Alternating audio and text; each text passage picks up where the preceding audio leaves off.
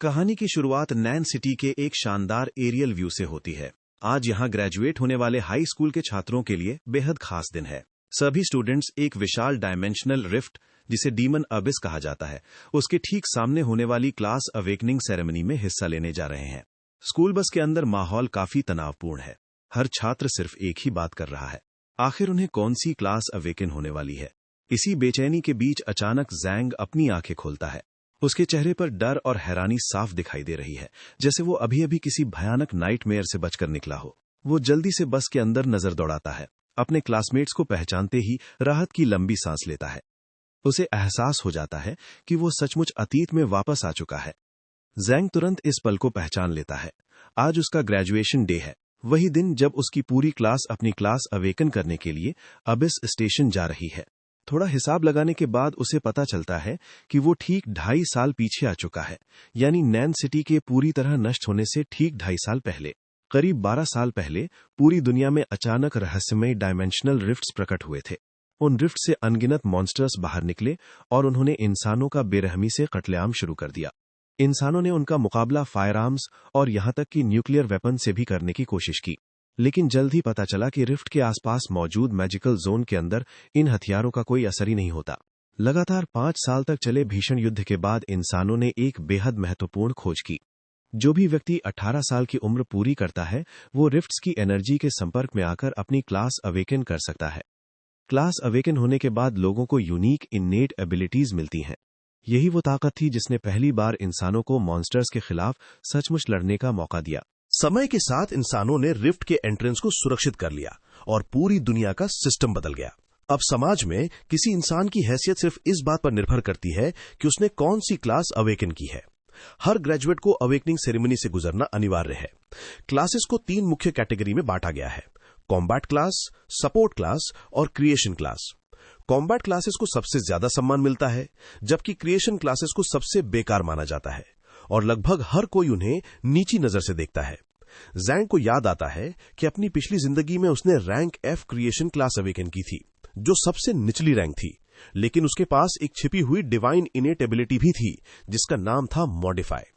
इस एबिलिटी की मदद से वो किसी भी आइटम या स्किल के नाम में सिर्फ एक शब्द बदलकर उसे बेकार चीज से एक अद्भुत ट्रेजर में बदल सकता था। दुर्भाग्य से पिछली जिंदगी में उसने अपनी ये ताकत दुनिया के सामने जाहिर कर दी थी। जैसे ही शक्तिशाली फैक्शंस को उसकी एबिलिटी के बारे में पता चला, उन्होंने तुरंत उसे अपने कब्जे में ले लिया। उन्होंने जैंग को सिर्फ अपने लिए काम करने पर मजबूर कर दिया। उसे बिना आराम दिए लगातार साधारण जंग को डिवाइन आर्टिफैक्ट्स में बदलने का काम कराया जाता रहा, ताकि केवल एलीट लोग उसका फायदा उठा सके। उन्हें डर था कि अगर जैंग खुद मजबूत हो गया तो वो उनके नियंत्रण से बाहर हो जाएगा। इसी वजह से उन्होंने उसे हर समय निगरानी में रखा और हाउस अरेस्ट करके उसकी आजादी भी छीन ली। आखिरकार सब कुछ उस दिन खत्म हो गया जब लेवल 96 का एक ड्रैगन नैन सिटी पर हमला कर देता है। उस समय जैंग का लेवल केवल 70 के आसपास था। उसे साफ महसूस हुआ कि किसी ने जानबूझकर उसे मरने के लिए छोड़ दिया था। मौत सामने देखकर उसने आखिरी बार अपनी डिवाइन एबिलिटी का इस्तेमाल किया। उसने रिजरेक्ट शब्द को बदलकर रीवर्थ कर दिया। सिर्फ इसी एक बदलाव की वजह से वो अपनी सारी यादों के साथ समय में पीछे लौट आया। उसी समय बस के अंदर एक आवाज गूंजती है। घोषणा होती है कि वे रिफ्ट स्टेशन के पास पहुंचने वाले हैं। सभी छात्र अपने जीवन के सबसे महत्वपूर्ण पल के लिए खुद को तैयार करने लगते हैं। जांग अब इस बात की परवाह नहीं करता कि पिछली जिंदगी में उसके साथ विश्वासघात किसने किया था। इस बार वो केवल खुद पर भरोसा करेगा। जैसे ही बस इन्फेक्टेड जोन को पार करते हुए टर्मिनल के करीब पहुंचती है, जांग मन ही मन कसम खाता है, इस जिंदगी में वो अपनी असली एबिलिटी का राज कभी किसी के सामने नहीं खोलेगा। अपनी असली ताकत को छिपाकर रखना ही उसके दोस्तों, उसके परिवार और पूरी नैन सिटी की रक्षा करने का एकमात्र तरीका है। अटूट इरादे के साथ जैंग खुद से वादा करता है कि वो चुपचाप अपनी ताकत बढ़ाएगा जब तक उसके पास इतनी शक्ति ना आ जाए कि वो सबकी किस्मत बदल सके। कुछ ही देर बाद सभी छात्र हंटर एसोसिएशन के हेडक्वार्टर्स पहुंच जाते हैं, जहां अवेकनिंग प्लाजा बना हुआ है। कई छात्र इस बात से डरे हुए हैं कि कहीं उन्हें भी कोई बेकार रैंक F क्रिएशन क्लास न मिल जाए, लेकिन इन सब के बीच सभी की नजरें सिर्फ जैंग पर टिकी हुई हैं। वो पढ़ाई और मार्शल आर्ट्स दोनों में अपनी क्लास का नंबर 1 छात्र है, इसलिए हर किसी को उम्मीद है कि उसे कोई असाधारण क्लास मिलेगी। तभी क्लास का हमेशा दूसरे नंबर पर रहने वाला छात्र यांग होंग वेई अपनी आदत के मुताबिक ताने मारते हुए उसके पास आता है। वो जैंग का मजाक उड़ाते हुए कहता है कि चाहे किसी की मैजिकल अफिनिटी कितनी भी शानदार क्यों ना हो, फिर भी उसे कोई बेकार क्लास मिल सकती है। उसी समय प्रोफेसर सबसे पहले जैंग का नाम पुकारते हैं। उन्हें उम्मीद है कि स्कूल का सबसे होनहार छात्र बाकी सभी छात्रों का हौसला बढ़ाएगा। जैंग पूरी शांति के साथ सीढ़ियां चढ़कर सेरेमनी के बीचों बीच पहुंच जाता है। चारों तरफ मौजूद हर नजर उसी पर टिकी हुई है। सेरेमनी का होस्ट ऊंची आवाज में घोषणा करता है कि अब नैन हाई स्कूल के सबसे बड़े जीनियस की बारी है। सेंट्रल प्लेटफॉर्म पर खड़ा जैंग चारों ओर के जबरदस्त दबाव के बावजूद बिल्कुल शांत रहता है। बाकी सभी लोग जहां रिजल्ट को लेकर बेचैन हैं, वहीं उसे पहले से ही पता है कि आगे क्या होने वाला है। उसके क्लासमेट्स और यहां तक कि उसके प्रोफेसर भी मन ही मन यही दुआ कर रहे हैं कि उसे क्रिएशन क्लास न मिले। दूसरी तरफ यांग होंग वेई फिर से उसे नीचा दिखाने का मौका नहीं छोड़ता। वो उसे बेकार इंसान कहकर उसका मजाक उड़ाता है और मन ही मन चाहता है कि जांग पूरी तरह असफल हो जाए। जांग बिना कोई भाव दिखाए अपना हाथ क्रिस्टल बॉल पर रख देता है। अचानक उसके चारों ओर कई चमकते हुए मैजिक सर्कल्स बनने लगते हैं। क्रिस्टल बॉल से तेज सफेद रोशनी फूट पड़ती है और अवेकनिंग अपने अंतिम चरण में पहुंच जाती है। पूरी हॉल उस रोशनी से जगमगा उठती है। एक शक्तिशाली मैजिकल एनर्जी का भंवर जांग को पूरी तरह घेर लेता है। कुछ ही क्षण बाद विशाल स्क्रीन पर उसका अवेकनिंग रिजल्ट दिखाई देता है। उसकी क्लास है रिपेयरर। स्क्रीन पर यह भी दिखाई देता है कि जैंग की मैजिकल एफिनिटी पूरे 100% है, लेकिन इसके बावजूद उसे रैंक F क्रिएशन क्लास मिली है। एक ही पल में स्कूल का सबसे बड़ा जीनियस सबके मजाक का पात्र बन जाता है। प्रोफेसर पूरी तरह स्तब्ध रह जाते हैं। उन्हें यकीन ही नहीं होता कि पूरे स्कूल का सबसे प्रतिभाशाली और सबसे मेहनती छात्र इतनी साधारण क्रिएशन क्लास अवेकन करेगा। हालांकि हर कोई निराश नहीं है। यांग होंगवेई जोर जोर से हंसने लगता है। वो घमंड से कहता है कि उसे पहले से पता था कि जांग आखिरकार एक बेकार टेक्नीशियन बनकर ही रह जाएगा, चाहे उसके नंबर कितने भी अच्छे क्यों ना हो। वो सबके सामने चिल्लाकर कहता है, 3 साल तक तुम मुझसे आगे रहे जांग, लेकिन अब अपनी हालत देखो, आखिर में तुम्हें इतनी घटिया क्लास मिली है। भीड़ का माहौल संभालने के लिए एक इंस्ट्रक्टर आगे आता है। वो कहता है कि रिपेयरर क्लास पूरी तरह बेकार भी नहीं है। कम से कम जांग एक रिपेयर शॉप खोलकर असली वॉरियर्स के इक्विपमेंट ठीक करके अच्छी कमाई तो कर ही सकता है। लेकिन तभी अचानक क्रिस्टल बॉल एक बार फिर तेज नीली रोशनी से चमक उठता है। जांग का हाथ अब भी क्रिस्टल बॉल पर रखा हुआ है और साफ दिखाई दे रहा है कि अवेकनिंग अभी खत्म नहीं हुई है। ये देखकर प्रोफेसर हैरानी से अपनी कुर्सी से लगभग गिर ही पड़ते हैं। वो कांपती आवाज में कहते हैं, क्रिस्टल अभी भी प्रतिक्रिया दे रहा है। वो दूसरी क्लास अवेकन कर रहा है। उनकी आवाज पूरी सेरेमनी में गूंज उठती है। ड्यूअल क्लास अवेकनिंग बेहद दुर्लभ होती है। ऐसा केवल उन्हीं लोगों के साथ होता है जिनकी किस्मत में महान बनना लिखा होता है। अब वहां मौजूद हर व्यक्ति किसी चमत्कार की उम्मीद करने लगता है। सुनहरी रोशनी और मैजिकल डेटा की अनगिनत धाराएं जांग के चारों ओर तेजी से घूमने लगती हैं। एक पल के लिए ऐसा लगता है जैसे किस्मत ने सचमुच उसे दूसरी बार मौका देने का फैसला कर लिया हो। लेकिन अगले ही पल सबकी उम्मीदें पूरी तरह टूट जाती हैं। होलोग्राफिक स्क्रीन पर उसकी दूसरी क्लास बड़े बड़े अक्षरों में दिखाई देती है, फार्मर। अब फाइनल रिजल्ट सबके सामने था। 100% मैजिकल एफिनिटी और साथ में 2 rank F creation classes, repairer और फार्मर। यानी आधिकारिक तौर पर यह सबसे निराशाजनक डुअल क्लास कॉम्बिनेशन था जिसकी कोई कल्पना भी नहीं कर सकता था। टीचर समझ ही नहीं पा रहे थे कि हंसे या दुख मनाए। डुअल क्लास अवेकनिंग हर 10,000 लोगों में सिर्फ एक बार होती है, लेकिन जांग को इतनी दुर्लभ किस्मत मिलने के बाद भी सबसे कमजोर 2 क्लासेस मिली थी। पूरी भीड़ जोर जोर से हंसने लगती है। कुछ लोग ताना मारते हैं कि स्कूल का सबसे बड़ा जीनियस अब सिर्फ टूटे हुए टूल्स रिपेयर करेगा और सब्जियां उगाएगा।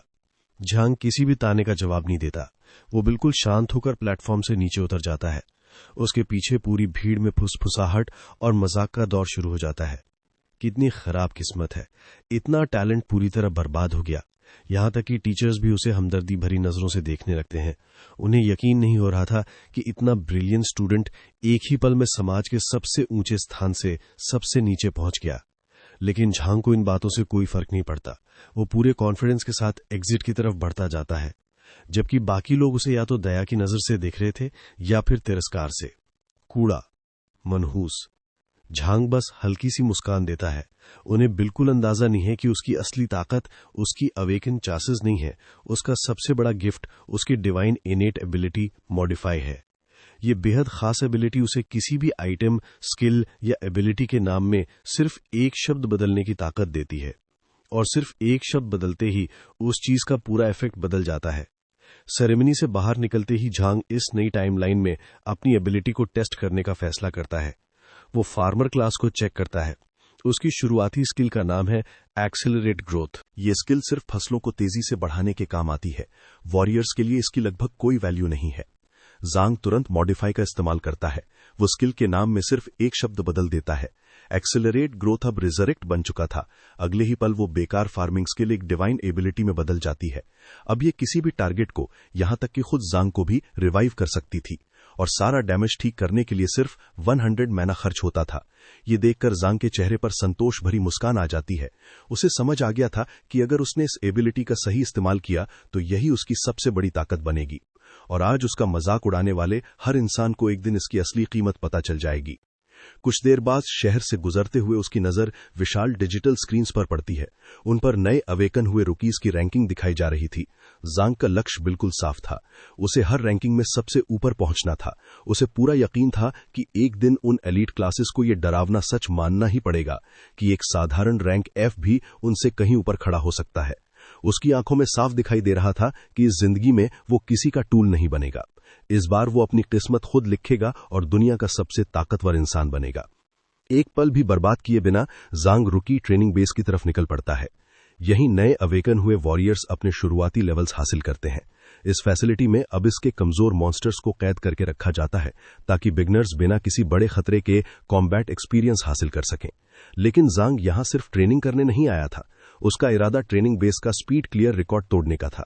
अगर वो ऐसा कर लेता है तो उसे इतने पॉइंट्स मिल जाएंगे कि देश की सबसे प्रतिष्ठित यूनिवर्सिटी में एडमिशन मिल सके।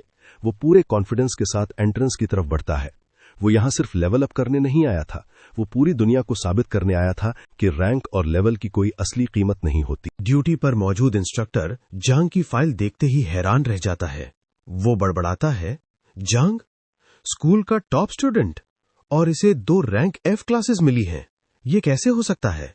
ऑफिसर गंभीर आवाज में पूछता है, क्या तुम सच में डंजन में अकेले जाना चाहते हो? अगर सावधानी न बरती जाए तो सबसे कमजोर डंजन भी एक रैंक एफ के लिए जानलेवा साबित हो सकता है।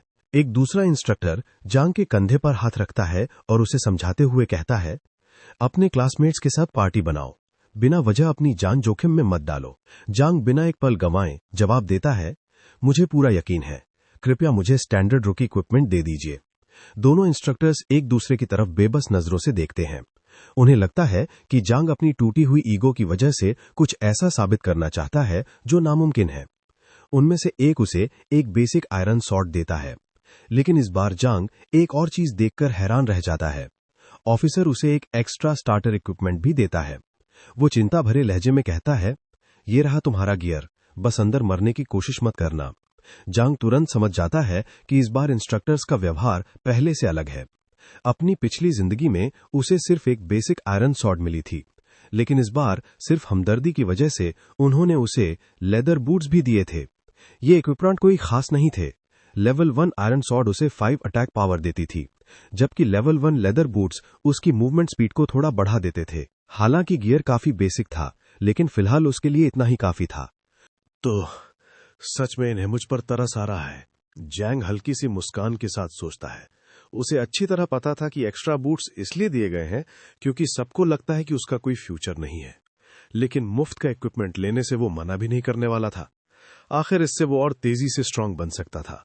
तलवार को कंधे पर रखते हुए झांग डंजन पोर्टल की तरफ बढ़ने लगता है। तभी एंट्रेंस पर खड़ा एक गार्ड जोर से चिल्लाता है, अगर वो रैबिट्स तुम्हें घेर लें तो मदद के लिए आवाज देना, हम तुरंत तुम्हें बचाने आ जाएंगे। झांग पीछे मुड़कर भी नहीं देखता, वो सिर्फ हाथ उठाकर उनका धन्यवाद करता है। उसे चेतावनियां सुनने से कहीं ज्यादा जरूरी काम करने थे। अगले ही पल उसके पीछे मौजूद विशाल स्टील डोर्स जोरदार आवाज के साथ बंद हो जाते हैं।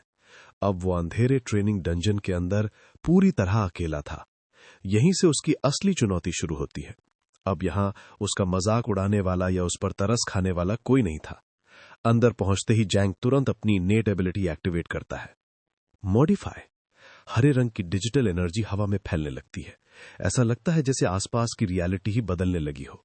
उसका पहला टारगेट था उसकी साधारण लेवल 1 आयरन स्वॉर्ड। सिर्फ एक मॉडिफिकेशन के साथ वो स्टील स्वॉर्ड में बदल जाती है। उसकी अटैक पावर और आर्मर पेनिट्रेशन दोनों पहले से काफी बढ़ जाते हैं। इसके बाद वो अपने लेदर बूट्स को मॉडिफाई करता है। वे विंड बूट्स में बदल जाते हैं, जिससे उसकी स्पीड और एजिलिटी दोनों में जबरदस्त बढ़ोतरी हो जाती है। जैंग अपनी चमकती हुई तलवार को देखते हुए सोचता है, मैं चाहूं तो इसे अभी सेक्रेड स्वॉर्ड या फिर लेजेंडरी वेपन में भी बदल सकता हूं। लेकिन अगले ही पल वो यह विचार छोड़ देता है। पूरे ट्रेनिंग ग्राउंड में सर्विलेंस कैमरास लगे हुए थे। अगर उसका इक्विपमेंट अचानक बहुत ज्यादा पावरफुल बन जाता तो हर किसी का ध्यान उसी पर चला जाता। वो अपनी पिछली जिंदगी की गलती दोबारा नहीं दोहराना चाहता था। उसे अच्छी तरह याद था कि अपनी असली टैलेंट को बहुत जल्दी दिखाने की क्या कीमत चुकानी पड़ी थी। धोखा, कैद और आखिर में मौत। यही यादें उसे हमेशा सावधान रहने की याद दिलाती थीं। फिलहाल उसके लिए ये छोटे छोटे अपग्रेड्स ही काफी थे। पूरा डंजन 3 हिस्सों में बटा हुआ था। सबसे पहले बिगिनर जोन था, जिसे प्रैक्टिस के लिए बनाया गया था। उसके बाद एडवांस जोन आता था, जहां ज्यादा ताकतवर चैलेंजर्स जाते थे, और सबसे अंदर बॉस एरिया था। वही लोग जाते थे जो नया रिकॉर्ड बनाने की कोशिश करते थे। अगर किसी को फास्टेस्ट क्लियर रिकॉर्ड बनाना था तो उसे एडवांस जोन में जाना ही पड़ता, जहां अंधेरे में अनगिनत लाल चमकती आंखें उसका इंतजार कर रही थीं। आखिरी टारगेट सुनने में आसान था, लेकिन उसे पूरा करना बिल्कुल आसान नहीं था। उसे पूरे इलाके के राजा ग्रेट चार्ज रैबिट किंग को हराना था। लेकिन बॉस तक पहुंचने से पहले जैंग को पहले उन सभी साधारण चार्ज रैबिट्स का सफाया करना था। ये सभी लेवल 1 मॉन्स्टर्स थे। इनकी सबसे खतरनाक बात थी इनकी क्रिस्टल से मजबूत हुई स्कल और इनका बेहद एग्रेसिव स्वभाव। जैंग पूरी शांति के साथ बैटल के लिए तैयार हो जाता है। उसका पहला टारगेट था जितनी जल्दी हो सके लेवल 5 तक पहुंचना। अपने हिसाब से उसे इसके लिए लगभग 100 चार्ज रैपिड्स को मारना होगा। दूसरी तरफ मॉन्स्टर्स एक पल भी बर्बाद नहीं करते। तेज चीखें निकालते हुए सभी चार्ज रैपिड्स उसकी तरफ बिजली जैसी स्पीड से दौड़ पड़ते हैं। वे अपने क्रिस्टल से ढके सिर नीचे झुकाकर पूरी ताकत के साथ चार्ज करते हैं। कुछ ही सेकंड में लाल आंखों वाले रैपिड्स की पूरी भीड़ उसके सामने का रास्ता भर देती है। हर मॉन्स्टर उस अकेले इंट्रूडर पर टूट पड़ता है। लेकिन जैंग का मकसद बिल्कुल साफ था। लेवल 5 पर पहुंचने के बाद ही वह सीरिया से निकलकर अगले हंटिंग ग्राउंड यानी खतरनाक वुल्फ क्लोन बेस में जा सकेगा। अगले ही पल बैटल शुरू हो जाती है। एक रैपिड सीजे उसकी तरफ छलांग लगाकर उसे टक्कर मारने की कोशिश करता है, लेकिन जैंग पहले से ही उसकी हर मूवमेंट पढ़ चुका था। उसके लिए ये डंजन सिर्फ एक ऐसी जगह थी जहां वो बेहद तेज स्पीड से लेवल अप कर सकता था। बिजली की तरह मूव करते हुए वो चार्जिंग मॉन्स्टर्स के बीच से आसानी से निकल जाता है। उसकी तलवार का हर वार सटीक था और उसका हर डॉज बिल्कुल परफेक्ट टाइमिंग पर होता था। कोई भी साधारण रुकी उसकी कॉम्बैट स्किल्स की बराबरी करने की कल्पना भी नहीं कर सकता था। उसका कॉन्फिडेंस सिर्फ उसकी एक्सपीरियंस की वजह से नहीं था। उसे अच्छी तरह पता था कि लेवल 10 पर पहुंचने के बाद क्या होने वाला है। जैसे ही वह उस लेवल तक पहुंचेगा, उसकी असली अवोकेंड इनेट एबिलिटी अनलॉक हो जाएगी, एक गॉड ग्रेट पावर, जो सिद्धांत रूप से सबसे शक्तिशाली मैजिकल बीस्ट तक बना सकती थी। जैंग का इरादा अटल था। इस नई टाइमलाइन में उसे दुनिया का सबसे ताकतवर वॉरियर बनना ही था और उसे रोकने वाला कोई नहीं था। मॉन्स्टर्स को काटते हुए अचानक उसे अपने पुराने राइवल यांग होंगवे की याद आती है। इस समय तक शायद उसकी अवोकनिंग सेरेमनी भी शुरू हो चुकी होगी। उधर स्कूल में यांग आखिरकार अवेकनिंग प्लेटफॉर्म पर पहुंच जाता है। वो घबराहट और घमंड दोनों के साथ क्रिस्टल बॉल के सामने खड़ा होता है। उसकी सबसे बड़ी इच्छा सिर्फ एक थी, उसे जांग की रैंक F क्लास से बेहतर क्लास मिलनी चाहिए। उसके लिए रैंक C या रैंक B भी काफी होती, बस इतना साबित करने के लिए कि उसने आखिरकार अपने सबसे बड़े राइवल को पीछे छोड़ दिया है। तभी अचानक क्रिस्टल बॉल से मैजिकल एनर्जी की जबरदस्त लहरें निकलने लगती हैं। पूरी हॉल तेज रोशनी से भर जाती है। हर किसी की नजर बड़ी स्क्रीन पर टिक जाती है और फिर वहां एक ही शब्द दिखाई देता है, बर्जरकर। पूरा हॉल एकदम शांत हो जाता है। यांग ने rank A combat class awaken की थी, साथ ही उसकी मैजिकल एफिनिटी 69% थी। किसी भी स्टूडेंट के लिए ये एक शानदार रिजल्ट था। यांग खुशी से जोर से चिल्लाता है, हा, आखिरकार मैं जीत गया। वो ऐसे जश्न मनाने लगता है जैसे पूरी दुनिया जीत ली हो। बाकी सभी छात्र हैरानी से उसे देखते रह जाते हैं। 3 साल तक जांग की छाया में रहने के बाद आज आखिरकार यांग ने उससे कहीं बेहतर क्लास हासिल कर ली थी। वो गर्व से अपनी टाई ठीक करते हुए कहता है, आज के बाद कोई मुझे सेकंड प्लेस नहीं कहेगा। उसके चेहरे पर घमंड भरी मुस्कान फैल जाती है। उसे पूरा यकीन था कि अब ताकत का पूरा संतुलन बदल चुका है। वो अपना अंगूठा नीचे दिखाते हुए तिरस्कार से कहता है, क्लास 1 में अब सिर्फ एक ही असली नंबर 1 है, और वो हूं मैं, यांग होंगवे। उसके सभी सपोर्टर्स तुरंत उसके आसपास इकट्ठा हो जाते हैं। हर कोई उसे बधाई देने और उसकी तारीफ करने लगता है। उनमें से एक हंसते हुए कहता है, अब वो बेकार डुअल क्लास वाला लूजर क्या करेगा? क्या वो तुम्हें चैलेंज करेगा? उसकी बात सुनकर पूरा ग्रुप ठहाके लगाने लगता है। यांग पूरे मजे के साथ सबकी तारीफें सुनता है, फिर मुस्कुराते हुए चारों तरफ नजर घुमाकर कहता है, पता नहीं वो ड्यूअल क्लास फेलियर अपनी बेइज्जती छिपाने के लिए कहां भाग गया। तभी यांग के एक साथी ने तुरंत जवाब दिया, जांग तो कुछ मिनट पहले ही रुकी ट्रेनिंग बेस की तरफ चला गया था। यांग के चेहरे पर एक शातिर मुस्कान फैल जाती है। उसके साथ आए सभी लोग तुरंत यांग के पीछे जाने का फैसला कर लेते हैं। उनमें से एक ताने मारते हुए कहता है, लगता है वो लूजर अभी तक वहां बुरी तरह फंसा होगा, चलो उसकी थोड़ी मदद कर देते हैं। बाकी लोग उसकी बात सुनकर हंसने लगते हैं। उधर बचे हुए स्टूडेंट्स यांग के लिए दुख महसूस करते हैं। सबको अच्छी तरह पता था कि यांग उसकी मदद करने नहीं जा रहा। वो सिर्फ अपनी नई मिली ताकत का फायदा उठाकर यांग को एक बार फिर सबके सामने बेइज्जत करना चाहता था। एक स्टूडेंट को याद आता है कि यांग अक्सर सबके घर जाने के बाद भी देर रात तक क्लासरूम में बैठकर पढ़ाई करता रहता था। दूसरा स्टूडेंट बताता है कि उसने कई बार यांग को रनिंग ट्रैक पर तब तक प्रैक्टिस करते देखा था जब तक उसका शरीर पूरी तरह थक नहीं जाता था। वो हर दिन अपनी फिजिकल लिमिट से भी आगे खुद को पुश करता था। यहां तक कि मैजिकल ट्रेनिंग के दौरान भी यांग हमेशा पेन सिमुलेशन को हाईएस्ट लेवल पर सेट करता था। फिर भी उसके मुंह से कभी दर्द की एक आवाज तक नहीं निकलती थी। उसकी मेहनत और डिटर्मिनेशन की कोई बराबरी नहीं कर सकता था। एक चश्मा पहने स्टूडेंट उदास होकर कहता है, यकीन ही नहीं होता, जिस इंसान ने सबसे ज्यादा मेहनत की उसी को सबसे कमजोर रैंक F क्लास मिली। उसी समय वोंग चिंगफिंग, जो हमेशा रैंकिंग में यांग के ठीक पीछे रहता था, आराम से लॉलीपॉप खाते हुए बोलता है, उसकी क्लास ये तय नहीं करेगी कि वो कितनी दूर जाएगा। उसकी आवाज शांत थी लेकिन कॉन्फिडेंस से भरी हुई। यांग की जिद और उसकी मेहनत को वोंग चिंगफिंग से बेहतर कोई नहीं जानता था। वो आगे कहता है, मैं सबसे अच्छी तरह जानता हूं कि अपने गोल तक पहुंचने के लिए वो खुद को किस हद तक झोंक देता है। उसकी आंखों में यांग के लिए रिस्पेक्ट और उम्मीद दोनों साफ दिखाई दे रहे थे। इतना कहते ही वैंग के दिमाग में फर्स्ट ईयर फाइनल एग्जाम की यादें ताजा हो जाती हैं। उसे याद आता है, उसने जांग को पूरे शरीर पे चोटों के साथ बैटल करते देखा था। वो बुरी तरह घायल था, उसका शरीर जवाब दे चुका था, फिर भी उसने हार मानने से इनकार कर दिया था। वो आखिरी सांस तक लड़ता रहा। उसी दिन जांग के दिल में उसके लिए गहरा सम्मान पैदा हो गया था। वो लॉलीपॉप खत्म करते हुए कहता है, अगर यांग होंगवेई वहां मुसीबत खड़ी करने जा रहा है तो मैं भी वहां जाऊंगा। स्कूल के कॉरिडोर में चलते हुए उसके मन में सिर्फ एक ही ख्याल था, जिस राइवल को मैं मानता हूं उसे हराने का हक सिर्फ मेरा है। अगर कोई उस पर हाथ उठाना चाहता है तो पहले उसे मुझसे गुजरना होगा। उधर ट्रेनिंग डंजन के सबसे अंदर जांग आखिरकार कुछ देर के लिए रुकता है और गहरी सांस लेता है। उसका मौजूदा शरीर अभी इतना मजबूत नहीं था कि लगातार इतनी भयानक लड़ाई झेल सके। वो मरे हुए रैबिट्स के एक बड़े ढेर के ऊपर बैठ जाता है। वो धीरे से बड़बड़ाता है, एक साथ 100 से ज्यादा मॉन्स्टर्स को इकट्ठा करके खत्म करना अभी भी इस शरीर की लिमिट से बाहर है। अब उसके सामने सिर्फ एक आखिरी रुकावट बची थी। तभी अचानक उसके सामने एक विशाल मॉन्स्टर आके खड़ा हो जाता है। Level 5 charge rabbit king.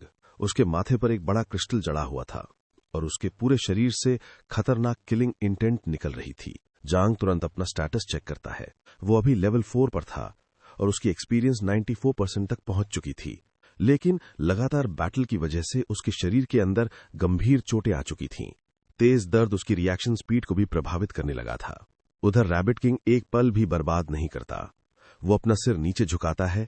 उसके माथे में लगा विशाल नारंगी क्रिस्टल तेज चमकने लगता है। उसमें जबरदस्त एनर्जी इकट्ठा होने लगती है और अगले ही पल वो पूरी ताकत के साथ चार्ज कर देता है। कुछ ही सेकंड में उसका विशाल शरीर फर और विनाश की धुंधली परछाई बन जाता है। दौड़ते हुए वो अपने पैरों के नीचे की जमीन तक तोड़ देता है। जांग तुरंत अपने मॉडिफाइड विंड बूट्स की पावर एक्टिवेट करता है। उसके पैरों के चारों तरफ हरे रंग की डिजिटल एनर्जी फैल जाती है और उसकी मूवमेंट स्पीड कई गुना बढ़ जाती है। उसे अच्छी तरह पता था, अगर उसने इस अटैक को सीधे झेलने की कोशिश की तो उसकी मौत तय थी, लेकिन उसके पास पहले से ही एक परफेक्ट स्ट्रैटेजी तैयार थी। रैबिट किंग बिना कोई मौका गवाए अपनी स्पेशल स्किल इस्तेमाल करता है। Fire headbutt. लेकिन ज़ैंग तो इसी पल का इंतजार कर रहा था। वो उंगलियां खटकाते ही अपनी एबिलिटी एक्टिवेट करता है, मॉडिफाई। इस बार मॉडिफिकेशन बेहद आसान था। वो स्किल के नाम में सिर्फ एक शब्द बदल देता है। हेडबट अब डेटोनेशन बन चुका था। अब रैबिट किंग की स्किल ज़ैंग पर हमला करने की बजाय उसी के खिलाफ काम करने लगी। उसके माथे पर लगा क्रिस्टल पहले से भी ज्यादा तेज चमकने लगा। रोशनी बढ़ती गई और फिर एक कान फाड़ देने वाला धमाका पूरे डंजन को हिला देता है। हर तरफ धुआं और टूटे हुए पत्थरों का मलबा फैल जाता है। कुछ पल बाद ज़ैंग आराम से धुएं के बीच से बाहर निकलता है। उसके चेहरे पर संतोष भरी मुस्कान थी। सिर्फ एक छोटे से मॉडिफिकेशन ने बॉस को एक ही पल में खत्म कर दिया था और उसी के साथ उसका लेवल भी बढ़कर लेवल 5 हो गया। उधर डंजन के बाहर विशाल डिस्प्ले स्क्रीन पर अचानक एक नोटिफिकेशन दिखाई देती है। उसे देखते ही वहां मौजूद हर इंसान जड़ हो जाता है। ज़ैंग ने अभी अभी डंजन क्लियर करने का वर्ल्ड रिकॉर्ड तोड़ दिया था। सभी स्टूडेंट्स अविश्वास से स्क्रीन को देखते रह जाते हैं। उसने सिर्फ रिकॉर्ड नहीं तोड़ा था, बल्कि पिछले बेस्ट टाइम को आधे से भी कम समय में पूरा कर दिया था।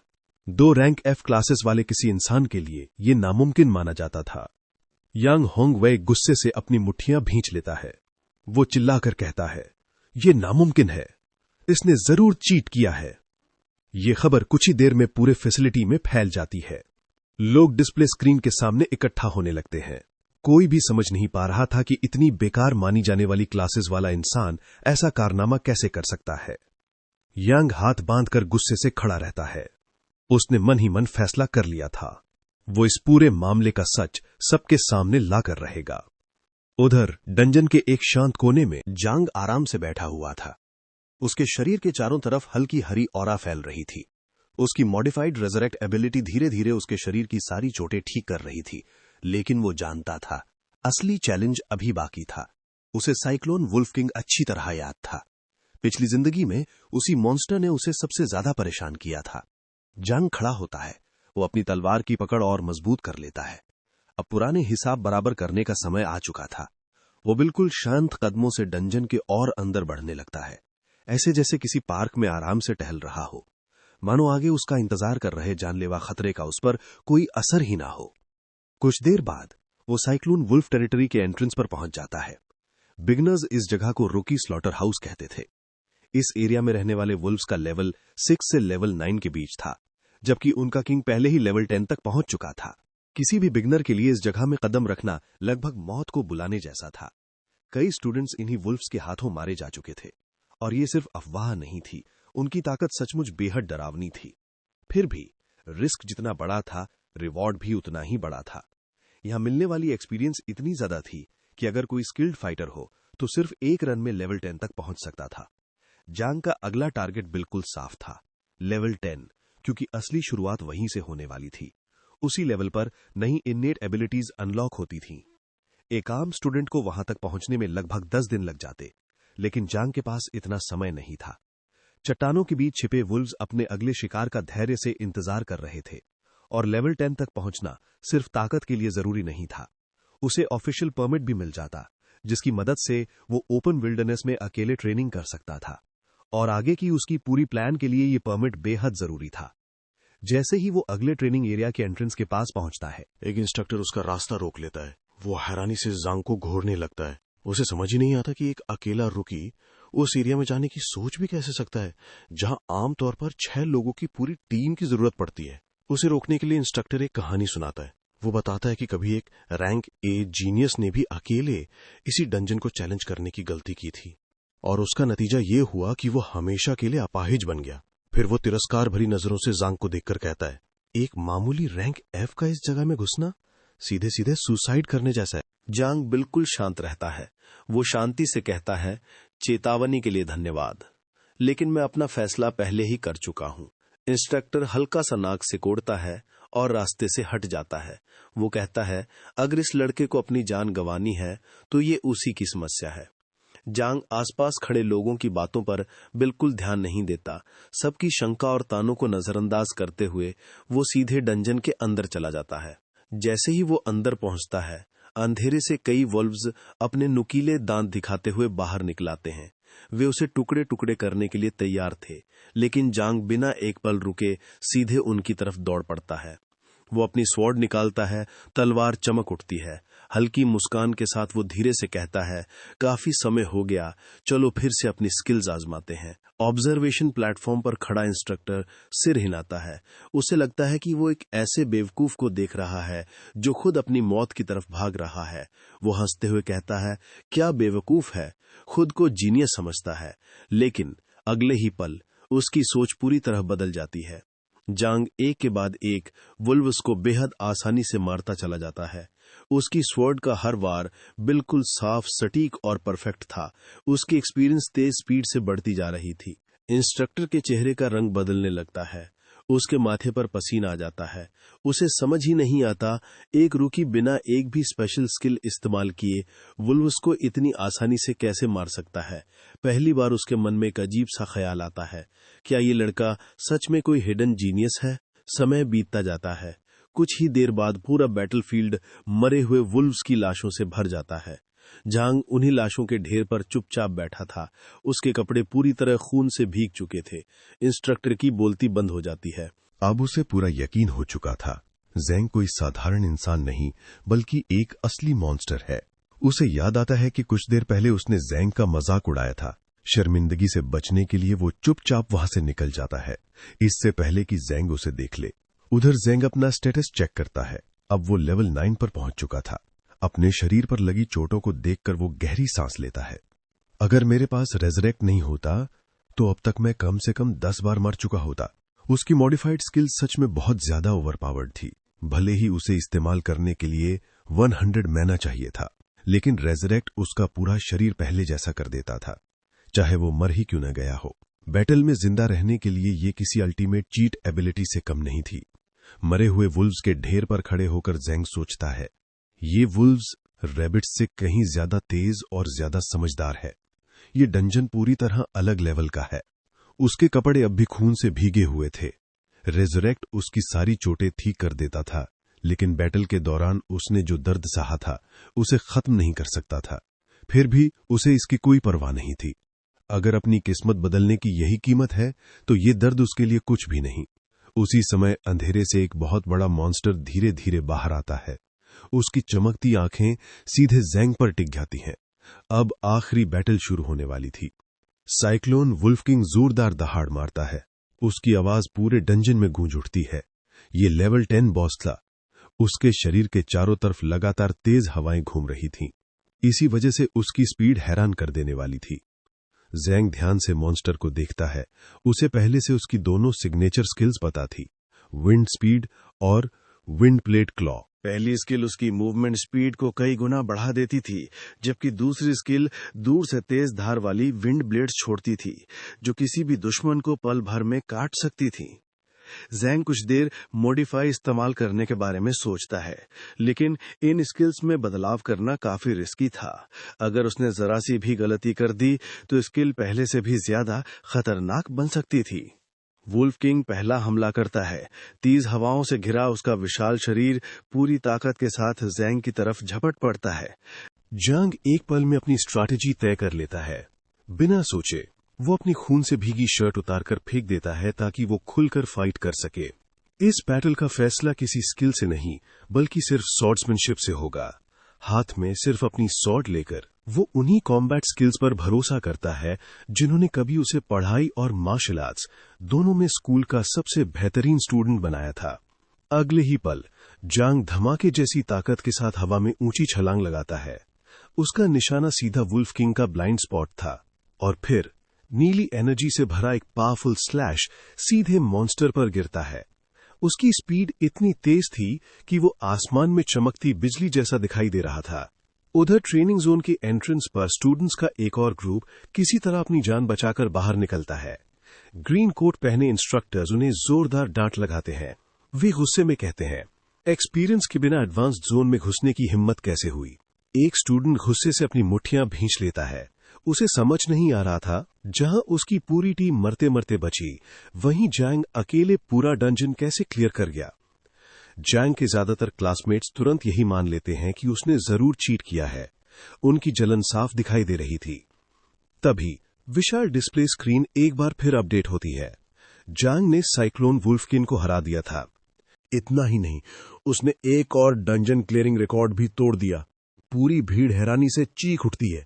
पहले का रिकॉर्ड लगभग 1.5 घंटे का था, लेकिन जैंग ने उसे पूरे 30 मिनट और कम कर दिया। हर कोई पूरी तरह चुप हो जाता है। यांग होंगवे रैंकिंग को घूरता रहता है। उसकी आंखों में गुस्सा साफ दिखाई दे रहा था। वो किसी भी कीमत पर यह मानने को तैयार नहीं था कि जैंग ने सचमुच ऐसा किया है। वो मन ही मन कसम खाता है, मैं सबके सामने साबित करके रहूंगा कि ये फ्रॉड है। अपने फॉलोअर्स को साथ लेकर वो वुल्फ बेस की तरफ निकल पड़ता है। ऊपर से वो कहता है कि वो जैंग की मदद करने जा रहा है, लेकिन असल में वो सिर्फ एक बार फिर उसे बेइज्जत करना चाहता था। उधर डंजन के अंदर जैंग वुल्फ किंग की लाश के सामने खड़ा था। आखिरकार बैटल खत्म हो चुकी थी।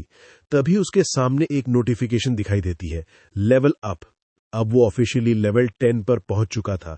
लेवल बढ़ते ही सिस्टम उसे एक नई पैसिव एबिलिटी देता है, ड्यूरेबिलिटी।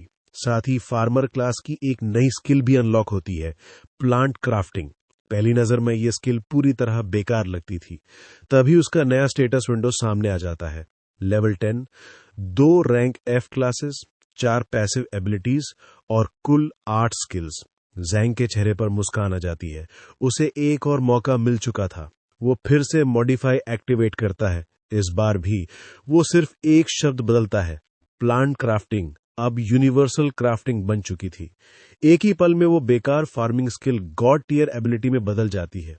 अब ये दुनिया के सबसे ताकतवर मैजिकल बीस्ट्स बनाने की ताकत रखती थी। जैंग ध्यान से अपनी नई एबिलिटी को पढ़ता है। यूनिवर्सल क्राफ्टिंग की मदद से वो अलग अलग स्पीशीज को आपस में फ्यूज कर सकता था और उनसे बिल्कुल नई, पहले से कहीं ज्यादा ताकतवर क्रिएचर्स बना सकता था। लेवल 10 पर फ्यूजन की सक्सेस रेट पूरे 100% थी। हालांकि अभी भी इस एबिलिटी की कुछ लिमिट्स थीं, लेकिन जैंग समझ चुका था कि अब उसके हाथ दुनिया की सबसे ओवर पावर्ड पावर्स में से एक लग चुकी है। वो एक पावरफुल बीस्ट को दूसरे पावरफुल बीस्ट के साथ फ्यूज करके उसे और भी खतरनाक रेशियल एबिलिटीज दे सकता था। सिद्धांत रूप से अगर 2 रैंक A क्रीचर्स को फ्यूज किया जाए तो एक legendary rank S magical beast भी बनाया जा सकता था। ये एबिलिटी सच में गेम ब्रेकिंग थी, और अगर भविष्य में उसे टेमर स्क्रॉल मिल गया तो वो उन मैजिकल बीस्ट्स को अपने पूरी तरह लॉयल बैटल कंपेनियंस भी बना सकेगा। इतना सोचते ही उसकी पिछली जिंदगी की सारी यादें वापस आने लगती हैं। उसे वे सभी ताकतवर लोग याद आते हैं जिन्होंने उसका इस्तेमाल किया, उसकी मेहनत का क्रेडिट खुद लिया और उसे एक गुलाम की तरह काम करने पर मजबूर किया। उस समय उसके पास विरोध करने की ताकत नहीं थी, लेकिन अब सब कुछ बदल चुका था। जैंग अपनी खून से सनी स्वॉर्ड को और कसकर पकड़ लेता है और मन ही मन एक कसम खाता है, इस जिंदगी में अब कोई भी उसे कभी कंट्रोल नहीं करेगा और न ही दोबारा उसका इस्तेमाल कर पाएगा। अपने आसपास फैली वुल्व्स की लाशों को देखकर जांग हल्का सा मुस्कुरा देता है। आज का दिन सच में काफी प्रोडक्टिव रहा। अब यहां से निकलने का समय आ चुका था। जैसे ही वो आगे बढ़ता है, उसकी नजर एक मरे हुए वुल्फ के पास चमक रही हरे रंग की क्रिस्टल पर पड़ती है। वो एक बेहद रेयर एनहांसमेंट क्रिस्टल थी, जिसका इस्तेमाल इक्विपमेंट को स्ट्रांग बनाने के लिए किया जाता था। आमतौर पर ट्रेनिंग बेस के अंदर मिलने वाली हर क्रिस्टल पर हंटर एसोसिएशन का अधिकार होता था, लेकिन अब हालात बदल चुके थे। जांग ऑफिशियली लेवल 10 पर पहुंच चुका था। अब उसे अनटेम्ड विल्डरनेस में अकेले जाने की परमिशन मिल गई थी, और वहां उसे जो भी रिसोर्सेज मिलेंगे वे कानूनी रूप से उसी के होंगे। ऐसे रिसोर्सेज की मदद से उसकी पैसों की परेशानी ज्यादा दिनों तक नहीं रहने वाली थी। लेकिन जैसे ही वो आगे बढ़ता है, उसके पूरे शरीर में दर्द की तेज लहर दौड़ जाती है। उसकी चोटें इतनी गंभीर नहीं थीं कि रिजरेक्ट अपने आप एक्टिवेट हो जाए, इसलिए रिकवरी अब काफी मुश्किल होने वाली थी। हॉस्पिटल जाने का मतलब था बहुत सारा पैसा खर्च करना, और जांग के पास तो लगभग एक भी पैसा नहीं था।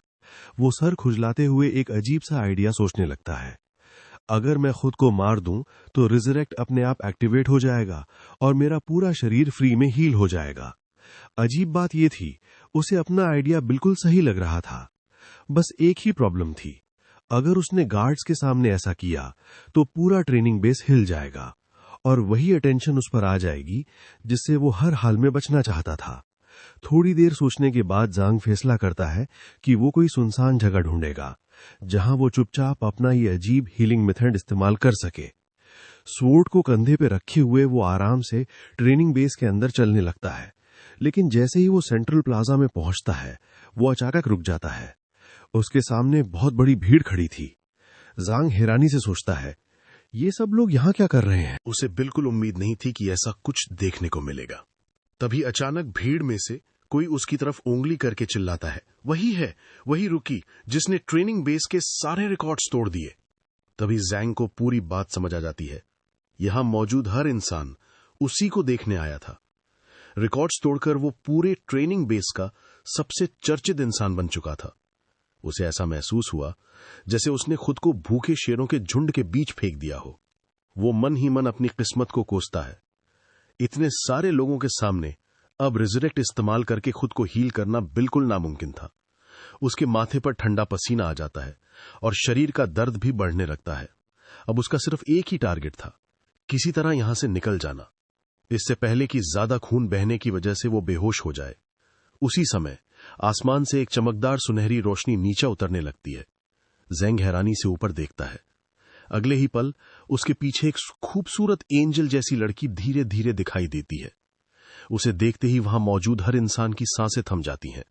स्टूडेंट्स खुशी से चिल्ला उठते हैं, ये तो rank S support class sacred angel है। दुनिया की सबसे रेयर और सबसे पावरफुल सपोर्ट क्लासेस में से एक इस क्लास की मालिक थीं, याओ शिंग येन। उसकी पीठ पर चमकते हुए डिवाइन विंग्स फैले हुए थे। उसे देखकर ऐसा लग रहा था मानो कोई देवी सीधे आसमान से धरती पर उतर आई हो। लोगों को यकीन ही नहीं हो रहा था कि मशहूर याओ फैमिली के मेंबर यहां मौजूद है। सिर्फ उसकी मौजूदगी से ही पूरे माहौल का एहसास बदल गया। गर्म और सुकून देने वाली डिवाइन एनर्जी जैंग के पूरे शरीर में फैलने लगी। उसका हीलिंग मैजिक बिल्कुल सही समय पर पहुंचा था। याओ शिंगेन चुपचाप खड़ी रहती है। उसकी होली मैजिक जैंग के शरीर की हर चोट को धीरे धीरे हील कर देती है। जब दर्द पूरी तरह गायब हो जाता है तो जांग दिल से उसका धन्यवाद करता है। मेरी लगभग सारी चोटें ठीक हो गई हैं, थैंक यू। वो मन ही मन मुस्कुरा देता है। कम से कम अब उसे खुद को मारकर रीजरेक्ट एक्टिवेट करने की जरूरत नहीं पड़ेगी। उसकी मदद का बदला चुकाने के लिए जांग उससे एक वादा करता है, अगर कभी तुम्हारा इक्विपमेंट डैमेज हो जाए तो उसे मेरे पास ले आना, मैं उसे रिपेयर कर दूंगा। उसे अच्छी तरह पता था सपोर्ट क्लास अवेकनर्स हमेशा मजबूत इक्विपमेंट और भरोसेमंद क्राफ्ट्समैन पर निर्भर रहते हैं। जांग की बात सुनकर याओ शिंग येन हल्की मुस्कान के साथ उसकी तरफ देखती है। मैं ये बात जरूर याद रखूंगा। रैंक एस सपोर्ट क्लास वाली एलाई मिलना मेरे लिए एक शानदार शुरुआत है, लेकिन ये शांत माहौल ज्यादा देर तक नहीं टिकता। अचानक यांग होंगवेई भीड़ को धक्का देते हुए आगे आता है और जोर जोर से चिल्लाने लगता है। वो सीधा जांग की तरफ उंगली करके कहता है, ये फ्रॉड है, इसकी एक भी बात पर भरोसा मत करना। उसकी आवाज में सिर्फ नफरत भरी हुई थी। यांग सबको याद दिलाता है कि जांग के पास सिर्फ 2 रैंक एफ क्रिएशन क्लासेस हैं, जो सबसे कमजोर कॉम्बिनेशन माना जाता है। ये सुनते ही आसपास खड़े स्टूडेंट्स आपस में बातें करने लगते हैं। वो सही कह रहा है, क्रिएशन क्लास के पास कोई कॉम्बैट स्किल्स नहीं होती तो फिर ये अकेले डंजन क्लियर कैसे कर सकता है। यांग मौका देकर और भी जोर से बोलता है। वो कहता है, कोई भी रैंक एफ इतना बड़ा रिकॉर्ड नहीं तोड़ सकता जब तक उसने इल्लीगल हाई लेवल इक्विपमेंट इस्तेमाल न किया हो। उसका दावा था कि जांग ने जरूर कोई गंदी चाल चली है, क्योंकि 3 साल की स्कूल लाइफ में वो कभी भी उसे ईमानदारी से हरा नहीं पाया। इतनी देर तक जांग बिल्कुल शांत खड़ा रहता है। वो बिना कुछ बोले यांग की हर बात सुनता रहता है। फिर यांग अपना सबसे बड़ा इल्जाम लगाता है। वो कहता है कि जांग असल में गरीब है ही नहीं, उसने स्कूल को धोखा देकर फाइनेंशियल एड और स्टूडेंट सब्सिडी ली है। यांग का ये इल्जाम बहुत गंभीर था। ड्रामा देखने के शौकीन लोग तुरंत उसकी बातों पर भरोसा करने लगते हैं। कुछ ही पलों में कई लोग जांग को फ्रॉड कहने लगते हैं। सब कुछ बिल्कुल वैसे ही हो रहा था जैसा यांग चाहता था। तभी जांग हल्की मुस्कान के साथ कहता है, अगर मैं तुम्हें ऐसा प्रूफ दे दूं जिससे हमेशा के लिए साबित हो जाए कि मैंने कभी चीट नहीं किया, तो यांग बिना सोचे उसके जाल में फंस जाता है। वो तुरंत कहता है, अगर इतना ही भरोसा है तो बिना किसी इक्विपमेंट के मेरे साथ फाइट करो, फिर पता चल जाएगा असल में ताकतवर कौन है। ये सुनकर याओ शिंग येन तुरंत परेशान हो जाती है। वो जैंग से कहती है, ये चैलेंज मत मानो, तुम्हें ऐसे इंसान के सामने कुछ भी साबित करने की जरूरत नहीं है। जैंग हल्की मुस्कान के साथ उसकी तरफ देखता है। वो कहता है, मेरी चिंता करने के लिए थैंक यू, लेकिन वो अपना फैसला पहले ही कर चुका था। वो अब और ज्यादा देर तक याओ को सबके सामने झूठ फैलाने नहीं देने वाला था। जैंग शांति से अपनी स्वॉर्ड निकालता है। उसकी ठंडी नजरें देखकर आसपास खड़े लोगों के रोंगटे खड़े हो जाते हैं। पूरे प्लाजा में सन्नाटा छा जाता है। जैंग जानता था इस झगड़े का फैसला आज और अभी होना चाहिए। अगर उसने आज यांग को नहीं रोका तो आगे चलकर वही उसके लिए और बड़ी प्रॉब्लम बन जाएगा। उसके स्ट्रॉन्गेस्ट बनने के रास्ते में वो किसी को भी खड़ा नहीं होने देगा। उधर यांग जोर से हंसने लगता है। रैंक ए बर्जरकर क्लास मिलने के बाद उसे पूरा यकीन था कि फाइट शुरू होने से पहले ही उसकी जीत तय हो चुकी है। वो तुरंत अपनी बर्जरकर एबिलिटी एक्टिवेट करता है। उसके पूरे शरीर से लाल रंग की खतरनाक एनर्जी फूटने लगती है। उसकी मसल्स तेजी से फूलने लगती हैं। वो अपनी लाइफ फोर्स का कुछ हिस्सा देकर बदले में जबरदस्त स्ट्रेंथ, स्पीड और डिफेंस हासिल कर लेता है। अब वो चलता फिरता वॉर मशीन बन चुका था, लेकिन जैंग उसे बिल्कुल शांति से देखता रहता है। उसके चेहरे पर डर का नाम तक नहीं था। वो आराम से कहता है, दिखने में तो काफी ताकतवर लग रहे हो, लेकिन देखते हैं ये पावर आखिर कितनी देर तक टिकती है। फाइट शुरू हो जाती है। यांग की खतरनाक ऑरा देखकर भी जैंग बिल्कुल नहीं डरता। उसे अच्छी तरह पता था यांग सिर्फ अपनी रैंक ए क्लास के घमंड में लड़ रहा है, लेकिन जैंग के लिए सिर्फ रैंक किसी इंसान की असली ताकत तय नहीं करती। वो धीरे से फाइटिंग स्टैंस लेता है। ना कोई वेपन ट्रिक, ना कोई चाल, सिर्फ मार्शल आर्ट स्किल और सामने अंधा घमंड। आज वो सिर्फ यांग को ही नहीं, बल्कि वहां खड़े हर इंसान को दिखाना चाहता था कि असली ताकत किसी क्लास रैंक से नहीं, बल्कि उसे इस्तेमाल करने वाले इंसान से तय होती है। फाइट शुरू होने का सिग्नल मिलते ही यांग एक पागल जानवर की तरह पूरी स्पीड से जांग की तरफ टूट पड़ता है।